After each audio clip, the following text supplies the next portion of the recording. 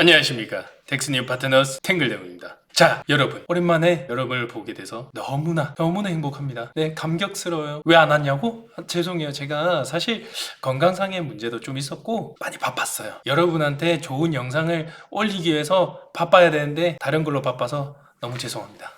앞으로는 더 좋은 영상 많이 만들어서 여러분께 선보이는 덱스니어 파트너스 될 테니 많이 기대 부탁드리고요. 네, 그러면 오늘은 무엇을 할 것이냐? 오늘은 누구나 쉽게 이해하는 기초세무 용어에 대해서 할 거예요. 영어 말고 용어 할 거예요. 이것이 왜 필요할까? 왜 필요하냐면요. 저희가 사업을 하다 보면 어쩔 수 없이 세금을 알아야 돼요. 근데 공부하다 보면 이런 생각이 들 거예요. 와, 이게 무슨 단어지? 와, 외계어인가? 해석해야 되나? 그렇지 않거든요. 다 한국말이잖아요. 근데 우리는 이해가 안 돼요. 그래서 이해를 조금 쉽게 하기 위해서 단어를 공부해보자. 이런 취지에서 하는 거니까 자, 여러분도 잘 따라오셨으면 좋겠습니다. 지금부터 그러면은 시작하도록 하겠습니다.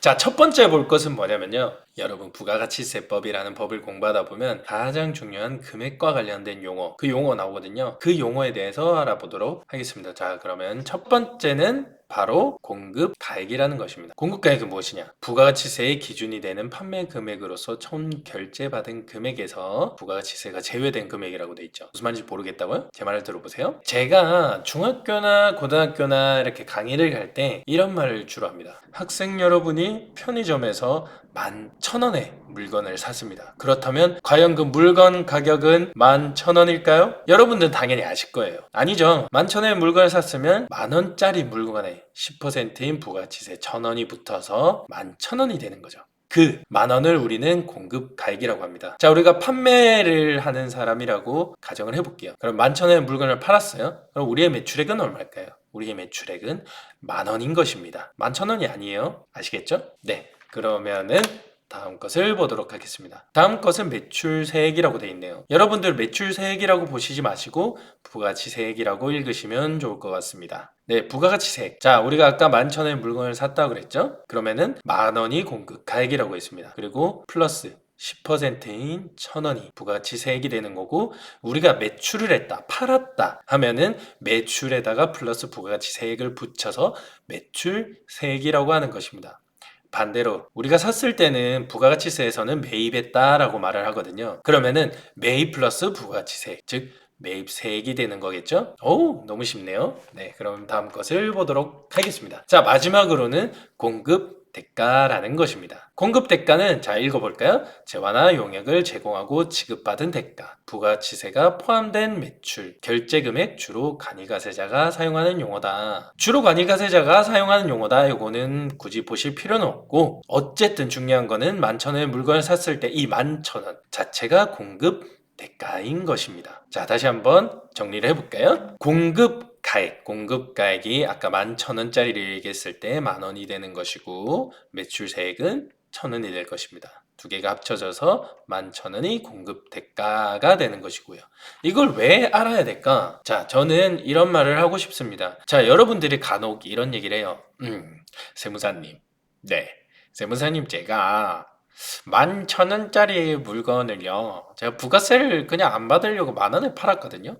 그럼 나 부가세 안 내면 되는 거 아니에요? 라고 얘기를 하세요. 아닙니다. 자, 우리가 11,000원의 물건을 팔았다고 치면은 우리는 당연히 만원에 플러스 부가치세인 1,000원을 받고 판 거겠죠. 자, 우리가 비록 그것을 만원에 팔았다고 해도 세무서 입장은 그거예요. 이것은 원래 부가가치세가 부과돼야 하는 물건이야. 그렇기 때문에 네가 부가가치세를 안 받았든 받았든 모르겠고 우리는 그냥 결제한 금액을 기준으로 판단할 거야. 네가 만원을 결제했어? 그러면 내가 봤을 때는 공급가액이 한 9091 정도 되고 부가치세는 909 이렇게 될 것 같은데? 이렇게 하는 거예요. 그래서 여러분이 부가치세를 받든 안 받든 부가치세를 받아야 하는 물건은 결제 금액을 기준으로 10%와 100%가 나뉜다라고 생각을 하시면 됩니다.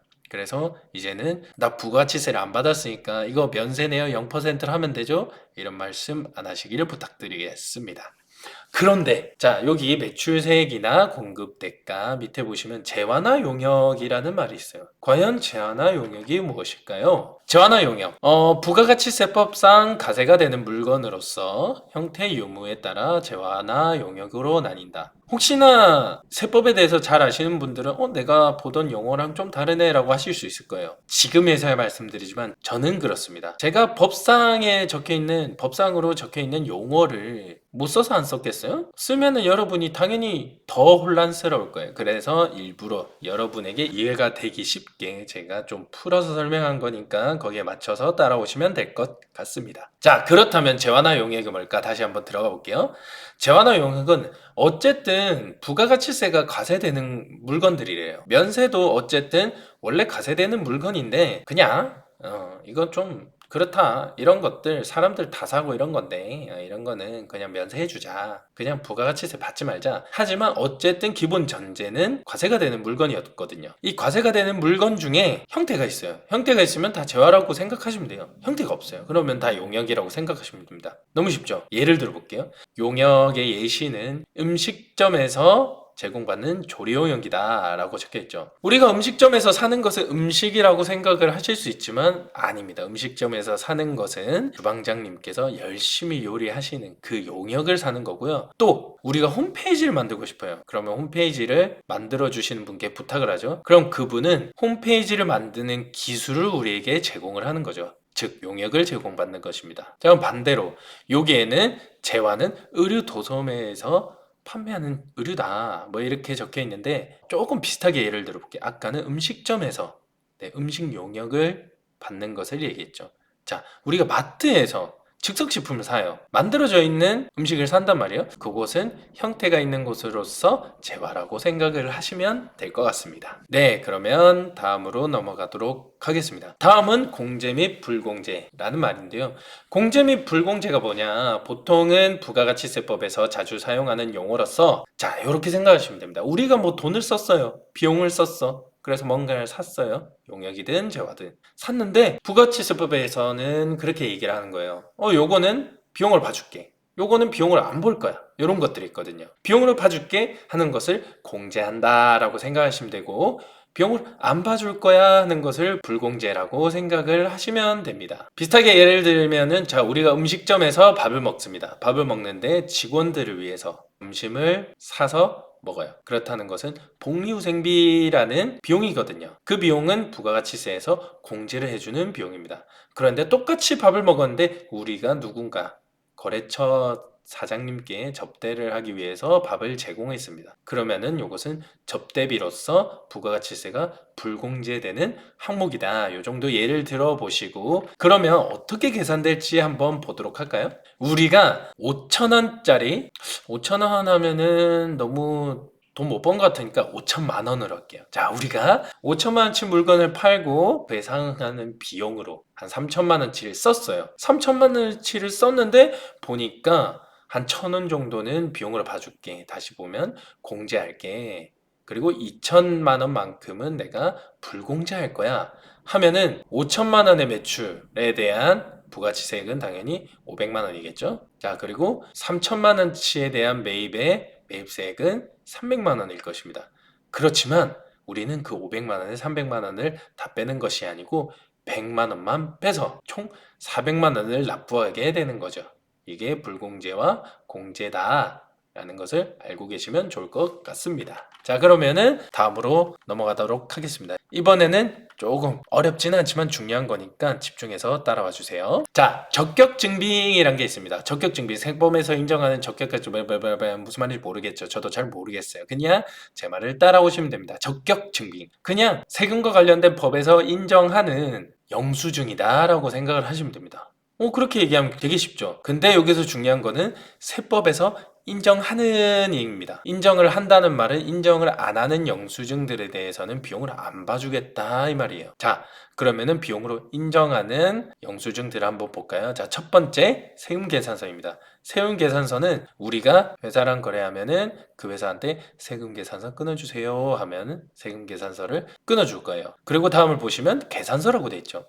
우리는 보통 세금계산서를 계산서라고 하는데 계산서는 뭘까요? 계산서는 나중에 다시 설명드리겠지만 면세, 세금 계산서는 과세 이렇게 차이가 있다. 그것만 알고 계시고 나중에 다시 한번 설명드리도록 하겠습니다. 자, 그리고 하나 신용카드 매출전표라고 있습니다. 신용카드 매출전표, 이것은 그냥 신용카드를 긁고 받은 영수증이다 라고 생각을 하시면 됩니다. 사실 요즘은 신용카드를 긁으면 그 영수증 자료가 바로 전자적으로 넘어가잖아요. 그래서 우리는 영수증을 사실 챙길 필요 없어요. 물론 회사에서 지출결의서 들고 와, 영수증 들고 와 하면 들고 가야 되지만, 그게 아니면은 바로 신용카드 긁은 거는 전자적으로 넘어가기 때문에 그냥 신용카드 매출 전표라는 이름보다는 신용카드 쓴 거, 그게 바로 영수증이다 라고 생각을 하시면 됩니다. 되게 쉽죠?